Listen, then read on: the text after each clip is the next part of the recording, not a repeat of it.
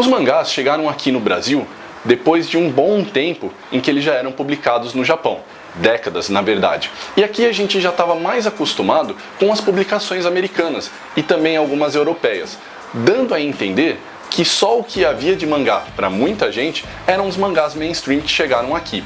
Entretanto, sendo uma das escolas de quadrinhos mais antigas e mais prolíficas do mundo, o mangá também teve as suas linhagens alternativas, inspiradas em revistas como a Raw, a Zap, L'Echo de Savane, entre outras. Hoje nós vamos falar sobre o maior expoente do quadrinho alternativo japonês, uma das publicações mais influentes da história dos mangás, a revista Garou.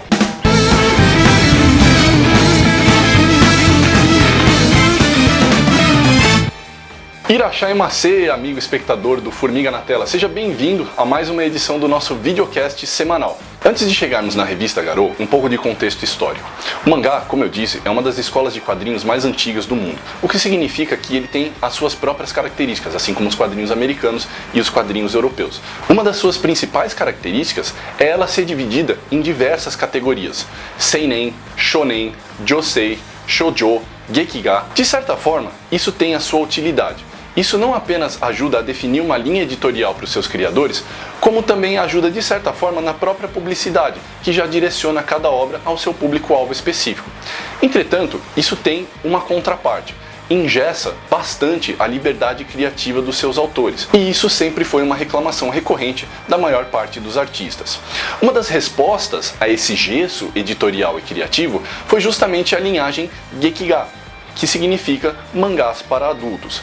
Mesmo assim, esses mangás para adultos ainda tinham uma linha editorial proposta da qual seus autores não podiam sair muito. E assim, o mangá se constituiu durante algumas décadas até um evento definitivo, um ponto de virada que todos vocês conhecem, que é a Segunda Guerra Mundial. O lançamento das bombas atômicas por parte dos americanos muda completamente a maneira como a sociedade japonesa se organiza e como ela vê a si mesma.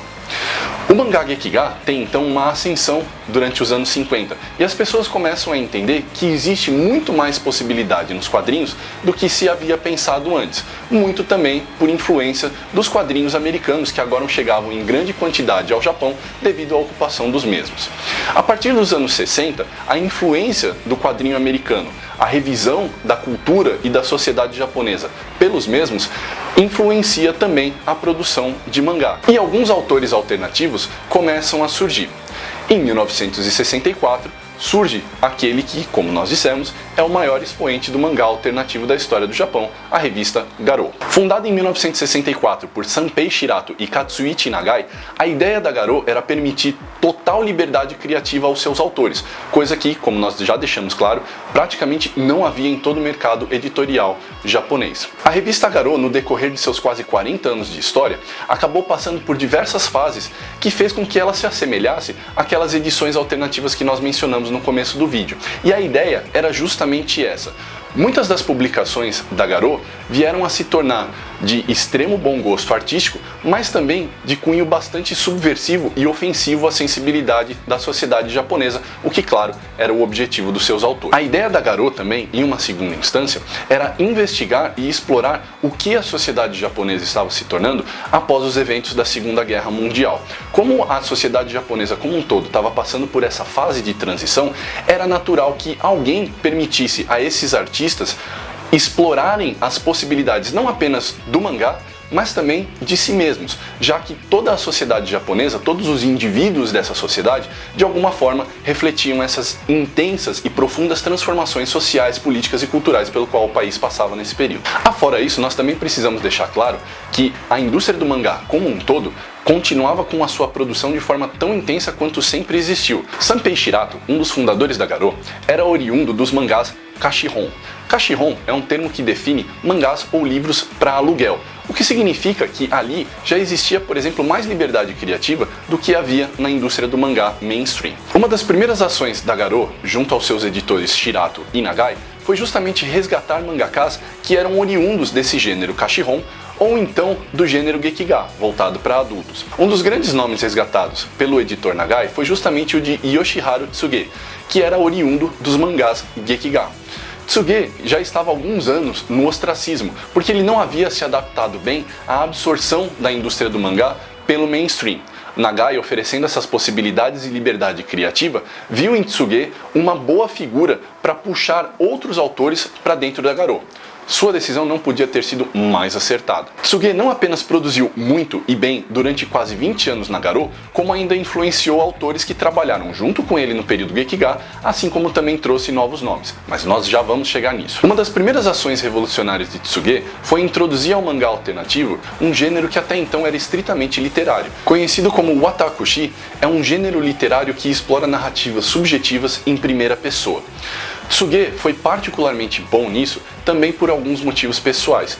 Como alguns outros autores da indústria do mangá alternativo, Tsuge sofria de algumas condições psíquicas, incluindo uma depressão profunda que se refletia bastante no seu trabalho. Algumas das suas primeiras obras apresentam características bastante sombrias conforme ele passeia por aspectos da psique humana de maneira, como eu disse, bastante subjetiva, apresentando uma visão bastante nihilista e melancólica da condição humana. Os mangás de Tsuge, dentro dessa subjetividade, apresentavam características oníricas e surrealistas, que, embora não fossem exatamente novidade dentro do mangá, eram apresentados de maneira tão contundente que chocavam o leitor, coisa que não era comum dentro de uma indústria que sempre foi caracterizada pela sua hierarquia categórica e pela sua homogeneização. As narrativas de Tsuge, então, acabam apresentando os elementos e as características dessa sociedade em profunda transformação, buscando uma nova razão de ser sobre essa mente doente em depressão que era a do autor.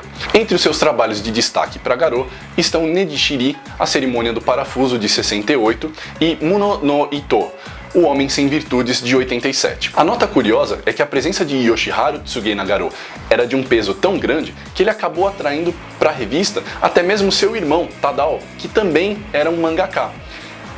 Embora ele não fosse tão bom quanto o irmão, ele ainda conseguiu produzir algumas obras de destaque dentro da revista, justamente por conta dessa liberdade criativa. Entre as suas obras de destaque para Garou está Yoru Yoyuru Yakani, de 1970, que conta a história de um trabalhador que se sente extremamente culpado por um possível estupro que ele pode ter cometido. Só por aí você já vai vendo para onde as histórias da Garou iam. O trabalho de Yoshiharu Tsuge dentro da Garou foi tão importante e tão influente no final dos anos 60 e início dos anos 70 que ele conseguiu tirar outros Gekigas antigos do ostracismo, assim como revelar novos nomes e aliciar até mesmo alguns talentos que vinham do mangá mainstream. Um dos principais mangakas a serem resgatados pela influência do trabalho de Tsuge foi Yoshihiro Tatsumi, que, assim como o primeiro autor, também teve um trabalho Gekiga prolífico nos anos 50, mas cuja carreira afundou por não conseguir se adaptar às transformações da indústria.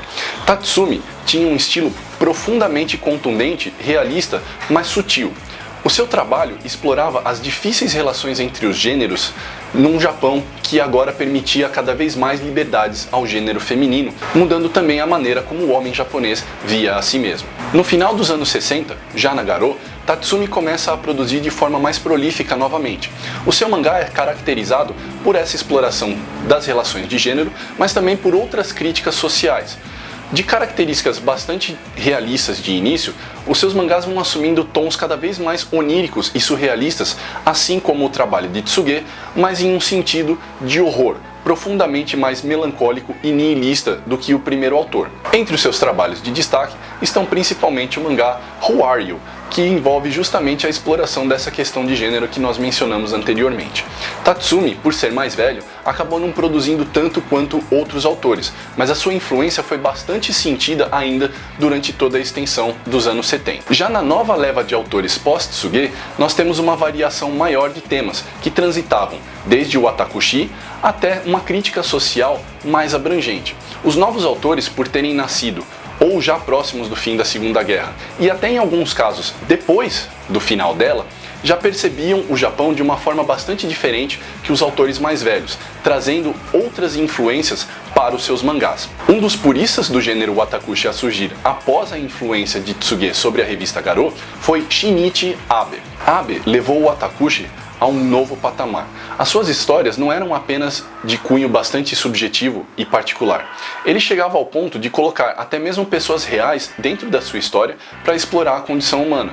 Uma dessas pessoas a serem usadas como protagonista por Abe foi ninguém menos do que a sua esposa, Miyoko, na história Miyoko Asagaya Kibun, de 1971, que traduz-se por Miyoko, esse sentimento Asagaya. Nessa história nós temos o recorte de uma manhã entre um casal cuja esposa, Miyoko, está em constante conflito com o seu marido por conta de um relacionamento abusivo dentro dessa nova sociedade japonesa.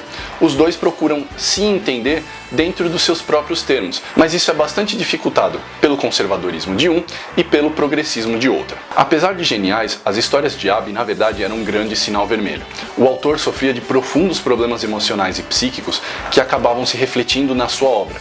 Entretanto, isso com o tempo acabou prejudicando o trabalho dele, e as suas narrativas e também desenhos foram se tornando mais e mais erráticos no começo dos anos 70, ao ponto de o autor não conseguir produzir mais. Diagnosticado com esquizofrenia, o autor foi definitivamente afastado dos mangás no final da década de 70, permanecendo quase 10 anos longe. Ele voltou a produzir no início da década de 90, mas nunca recuperando a forma de outrora. Bom, a essa altura do campeonato, o amigo espectador deve estar achando que esses mangás alternativos eram produzidos dentro de uma ala psiquiátrica de hospital, porque só tinha gente demente e problemática sofrendo de depressão ou esquizofrenia. Calma, não é bem assim. Existiam outros autores dentro de um espectro de normalidade que eu me incluiria. Por exemplo, não é bem normal, mas normal dentro dos limites, que produziam excelentes mangás. Nomes de autores como Seiichi Hayashi, Yu Takita, Masahiko Matsumoto e Shigeru Mizuki, que tratavam de temas como o pós-guerra, as relações entre as classes mais baixas e trabalhadores e as relações de gênero, assim como tratavam de forma surrealista temas mais delicados de forma bastante contundente. Mizuki em particular entra para a história com um controverso mangá chamado Hitler, onde ele explora as motivações e intenções do ditador germânico durante a Segunda Guerra, um tema que ainda era considerado particularmente delicado, já que muitas pessoas que sobreviveram à Segunda Guerra ainda viviam quando o mangá foi publicado. A maior motivação do desejo de Mizuki de investigar essa personalidade tão ainda controversa no período do Japão vinha justamente das consequências que a Segunda Guerra provocou na sociedade japonesa. Mizuki havia publicado alguns trabalhos autobiográficos antes de publicar Hitler, onde ele explorava justamente a sua própria perspectiva sobre as consequências da Segunda Guerra e da aliança do povo japonês com o eixo naquele período, e sobre a maneira como os novos japoneses e como a nova sociedade japonesa interpretavam essa difícil relação. Com o passar dos anos 70, o watakushi e as histórias de cunho mais contemplativo, que de certa forma inclusive remontavam uma espécie de movimento beatnik japonês, ocorrendo cerca de 15 a 20 anos depois do próprio movimento beatnik americano, foram dando lugar a formas mais perversas, sádicas e experimentais de quadrinhos que inclusive aproximavam a Garou de outras publicações americanas e europeias que faziam isso, como as já mencionadas Zap e Leco de Savane. Um dos destaques dessa mistura de perversão com experimentalismo foi o trabalho do mangaka Kazuichi Hanawa, cuja mistura de elementos de erotismo, horror, dentro de um contexto surreal experimental, deu origem a um gênero que até hoje permanece bastante popular, embora bastante também decantado em termos de qualidade, que é conhecido como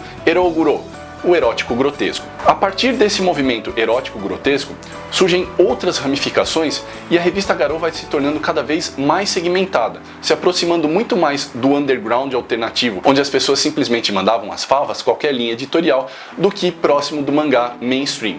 Essa divergência entre o mangá alternativo da Garou, que foi bastante popular nos anos 60 e 70, e o mangá mainstream, que se estruturava e crescia cada vez mais, fez com que a revista Garou entrasse em decadência nos anos 80, onde ela atingia um ponto de tão baixas vendas que ela mal conseguia se sustentar. Mesmo que as vendas continuassem caindo cada vez mais, o editor Nagai manteve a sua liberdade criativa, o que no final das contas acabou gerando um ecletismo nos anos 80 que não havia anteriormente. Por exemplo, o eroguro, por exemplo, acabou se ramificando em um gênero ainda mais underground, o Eto Uma, bom, mal, que significa um estilo de mangá onde os desenhos eram deliberadamente ruins e toscos dentro de narrativas que eram bastante contestadoras, subversivas e controversas em muitos sentidos, aproximando a Garou inclusive de trabalhos de revistas ainda mais underground, como a Raw americana. Como nós dissemos, havia ecletismo na Garou, e se o Eto Uma abusava do sexismo para explorar essa experimentação do mangá, havia também a sua contrapartida. A Garou também ficou bastante conhecida por permitir o surgimento de mangás de cunho feminista, algo bastante raro no Japão, com exceção talvez do trabalho do famoso Grupo de 24. Algumas autoras como Murasaki Yamada e Michio Matsumoto exploravam a submissão da mulher japonesa dentro de uma sociedade misógina e de casamentos infelizes forçados por tradições familiares, além de também permitir espaço para a contestação dessas mulheres a esse modo de vida, o que elevou o gênero Josei, o mangá para mulheres adultas, a todo um novo patamar, adquirindo até mesmo um certo respeito das camadas mais tradicionais da sociedade que buscavam tornar a sociedade japonesa mais moderna e, dentro de termos ocidentais, mais civilizada. Ainda assim, o Etouma e o Eroguro ainda eram os principais estilos dentro da Garou, e, embora eles fossem, de muitas formas, artisticamente geniais e oferecessem essa liberdade criativa que os autores não encontrariam em outros lugares, eram gêneros de difícil acesso para o público, que forçava a Garou a se dirigir apenas a um determinado nicho de leitores, o que não ajudava em nada a suas já combalidas vendas. Mesmo assim, durante todo o decorrer da década de 80, o editor Nagai bancou essa visão dele e de Shirato, permanecendo como um oásis de liberdade criativa dentro da indústria do mangá que se tornava ainda mais homogeneizada. Com a chegada dos anos 90, a situação financeira da Garou era inversamente proporcional à sua situação artística. A coisa chegou a um tal ponto em que uma das autoras mais prolíficas dessa última década da Garou, chamada Yuko Tsuno, relatou o pedido do então editor Nagai, dizendo o seguinte: "Nós não conseguimos pagar, mas por favor, continuem desenhando." O que comoveu a autora com a sinceridade e a liberdade proporcionada pela revista. Tsuno era um caso emblemático e sui generis da condição da Garou no início dessa década. Ela trabalhava como designer gráfica, o que bancava a sua vida, e a Garou permitia que ela escrevesse o que ela quisesse, coisa que ela não encontrava em outras editorias de mangá no Japão. Então ela preferiu negar até valores maiores vindos de outras editoras para trabalhar a troco de nada dentro da Garou, mas podendo fazer o que ela bem queria. Isso servia muito bem ao trabalho de Tsuno, que desenhava de forma shoujo para meninas mais jovens, mas com narrativas josei para mulheres mais velhas. Não apenas isso, mas um dos símbolos dessa liberdade que Tsuno acabava encarnando na Garou eram as suas influências. Apesar de muitas pessoas relacionarem o seu trabalho ao de outros grandes autores como Oshima, Tsuno mencionava como uma de suas maiores influências ninguém menos do que Charles Schulz, o criador de Peanuts. Como o amigo leitor já pôde perceber, a coisa aqui para Garou só vai ladeira abaixo. Em 91, Nagai, com a saúde bastante frágil, acaba tendo que vender a Seirindo, a editora que publicava a revista Garou, para uma fabricante de software chamada Zite. A Zite, tentando alavancar as vendas da Garou, acaba promovendo algumas mudanças bastante drásticas dentro da revista, que passa a incluir também resenhas de discos e de livros bastante populares na época, assim como páginas duplas no miolo de mulheres nuas. A ideia era focar a revista em um público adulto masculino, que consumia revistas alternativas, ignorando até mesmo algumas das características que nós já mencionamos anteriormente, como a liberdade e o respeito às mulheres nos trabalhos josei que a Garou oferecia. Apesar dessas mudanças promovidas pela Zite, alguns editores que ainda faziam parte do corpo de conselho junto com o Nagai bancavam a liberdade criativa dos seus autores, e, mesmo que ela estivesse numa situação financeira absolutamente desastrosa, a Garou inacreditavelmente continuava como um lugar perfeito para quem quer que quisesse produzir mangás fora da indústria do mainstream. Mesmo no seu período decadente, a Garou continuava a apresentar novos subgêneros aos seus leitores, coisa que em absoluto acontecia na indústria do mainstream. Entre esses novos subgêneros estava o Abuna Kawaii, o bonitinho perigoso. Você já deve ter ouvido falar do estilo kawaii, daquelas meninas fofinhas, estilo Hello Kitty e tal, tudo muito bonitinho. Não preciso dizer o que esses autores experimentalistas faziam. Eles pegavam o kawaii e pervertiam da pior forma possível, uma maneira de contestar essas novas imposições sociais e esses novos grupos que surgiam dentro da sociedade japonesa. E Junko Mizuno utilizam o Abuna Kawaii como modo de criticar a sociedade japonesa por permitir que a sua indústria de entretenimento crie modos de vida e imponham eles principalmente aos setores mais jovens, com fins, claro, que não sejam a sua própria rentabilidade. Não obstante, a Garou ainda servia também como trampolim para artistas que surgiam no underground e acabaram chegando ao mainstream. Um dos casos mais conhecidos é o de Usamaru Furuya, que começou na Garou nos anos 90 e acabou se destacando já nos anos 2000 como um dos maiores mangakás da atualidade com os seus sci-fis de horror. Furuya continua em atividade como um dos poucos herdeiros em atividade das liberdades criativas da Garou. Infelizmente, em 1996, Katsuichi Nagai acaba morrendo em decorrência dos seus problemas de saúde. Não muito tempo depois, a Zite, a empresa detentora dos direitos da Garou, também acaba falindo, o que representa finalmente o encerramento das publicações da revista. Dentro desse período em que a Garou foi publicada no Japão, muitas outras revistas de mangá alternativo acabaram surgindo, mas nenhuma nunca acabou atingindo a expressão que a Garou tinha. Depois do seu encerramento, alguns editores que trabalhavam na Garou, como Shikao Shiratori, continuaram o espírito criativo da revista em outras publicações como a AX. Mesmo assim, como nós já deixamos claro, a Garou, infelizmente, foi um fenômeno que nunca mais encontrou nenhum par. Para se ter uma ideia do tamanho da influência da Garou sobre o mercado de mangás, mesmo o deus dos mangás, Osamu Tezuka, acabou criando uma publicação alternativa chamada KOM, onde ele convidava autores a experimentar e a explorar as possibilidades do mangá longe do mainstream. Mesmo sob a condução de ninguém menos do que Tezuka, e se você não entendeu o que isso significa, por favor, vá atrás do nome Tezuka ou espere o nosso Na Tela sobre ele, que vai acontecer um dia, mais dia. Vai acontecer, não vai? Ele tá rindo, o que provavelmente significa que não, então espere. Mas, mesmo Tezuka não conseguiu fazer da sua KOM o que a Garou foi um dia entre os seus 40 anos de publicação. Muito bem, pessoal, esse foi o nosso Formiga na Tela sobre uma das publicações mais importantes e ainda assim desconhecidas no ocidente da história dos quadrinhos, a revista Garou. Gostou? Não se esqueça de curtir o vídeo, se inscreva no nosso canal nessa bolinha que eu estou conjurando magicamente aqui e, claro, não se esqueça de entrar no nosso site, formigaelétrica.com.br. Arigatou gozaimasu!